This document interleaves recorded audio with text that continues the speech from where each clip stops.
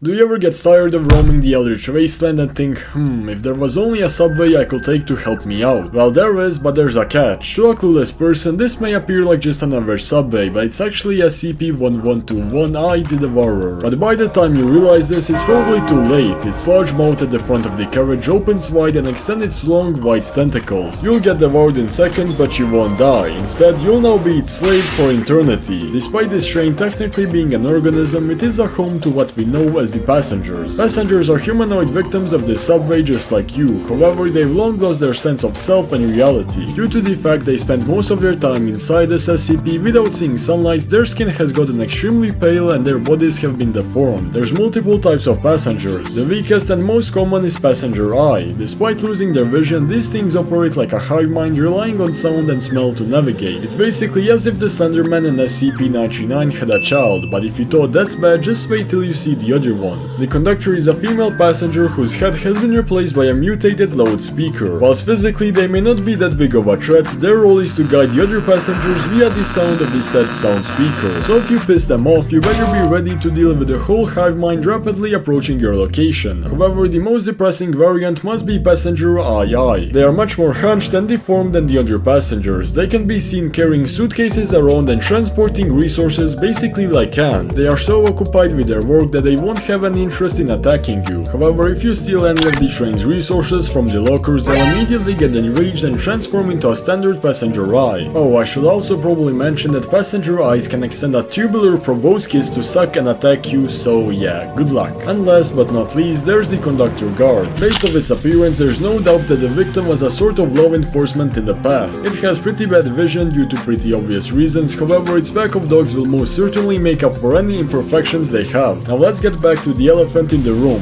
What the hell is this thing? Well, the Devourer is a large biomechanical creature measuring approximately 27 to 45 meters in length. It resembles a mix of a worm and a subway train. Its danger level is high for many reasons, such as that it can emerge from the sand anywhere and devour you in seconds, or that it can morph reality to appear as a normal subway and even summon its passengers' minions to fight for it. The front end of the Devourer's chassis features 4 long vertical fissures, resembling an underdeveloped twisted mouth attempting to close and conceal the proboscis-like organ surging from its throat. This organ functions as the entity's true mouth for feeding, its stomach for digestion, and the brain and nerve center controlling its behavior. So yeah, despite the train's body being massive, it's certainly bizarre how we decided to place all of its most essential organs in one place. Maybe it doesn't trust to keep it inside alongside the passengers, or maybe there's a strategic reason I don't yet understand. But either way, it's terrifying and disgustingly kind of beautiful. Fun fact, but this SCP is actually completely blind. However, it understands the external world and constructs a 3-way dimensional perception by emitting low-frequency vibrations and receiving reflected sound waves. So basically, it functions exactly like a classic form, but with some really weird powers. I'll get to that in a bit. Knowledge and footage of it is limited, however in existing encounter records, human individuals who encountered the Devourer and perished were often precisely targeted after emitting screams or heavy running footsteps in extreme panic. The Devourer earns its name from its huge and diverse appetite. It can generate powerful negative pressure by rapidly expanding their feeding orifice, allowing them to ingest large quantities of food at once. This feeding behavior appears to bring them immense pleasure. It prefers stardust enriched crude oil and metal ores, with its sensory range exceeding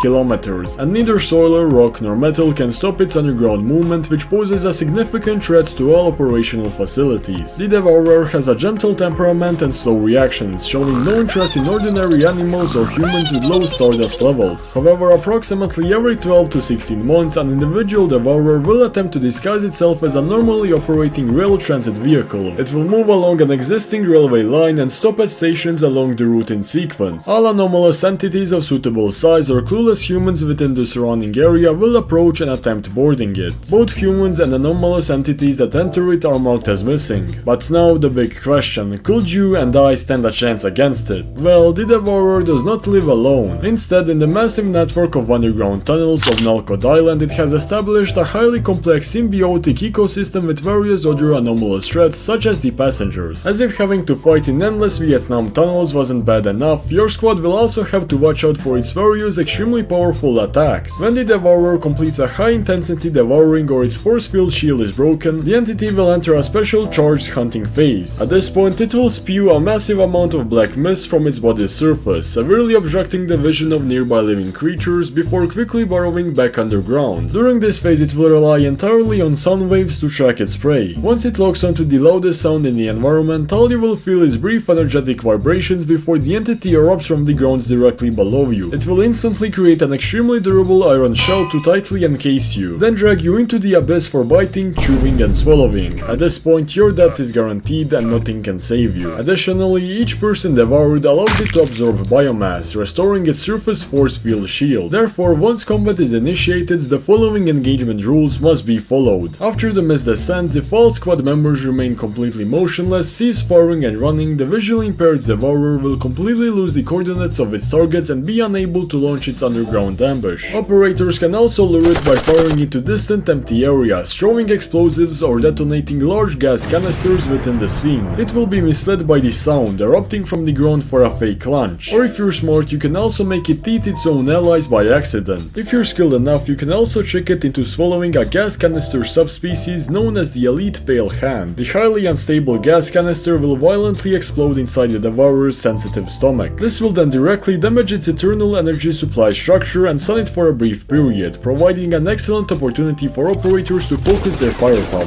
Whilst these protocols may help, without an elite squad and hopes and prayers, I personally won't ever try messing with it. But how do I get an elite squad? Hell, how did we even get into this mess? Well, this is where things get a tiny bit complicated. All of this takes place in the world of Once Human, a mysterious organization under the name Rosata has been conducting experiments and research on a material known as Stardust. This has allowed it to create many technological advancements and of course weapons. But as Stardust is extremely complex and alien-like, their work eventually backfired and triggered an event known as Starfall. This event caused extremely strong alien creatures known as the Great Ones to burst through the experimental monolith of Rosetta, which in a chain of events caused Stardust to spread all over the planet. This caused even bigger consequences as Stardust transformed and mutated most of the biological organisms on it, with some even merging with nearby surroundings to create unique anomalies. Now this may sound like a generic zombie story, but no, trust me, I'm super simplifying everything as the true lore has all kinds of interdimensional terms and it's pretty complex, so explaining all of it in this video wouldn't be possible. All of this obviously caused the human civilization to completely crumble, turning most of it into wastelands filled with all kinds of threats from crazy humans to skibidi toilet-like SCPs. Like the creatures in this game are some of the most bizarre ones I've ever seen. The state of the world could best be described as Borderlands, but much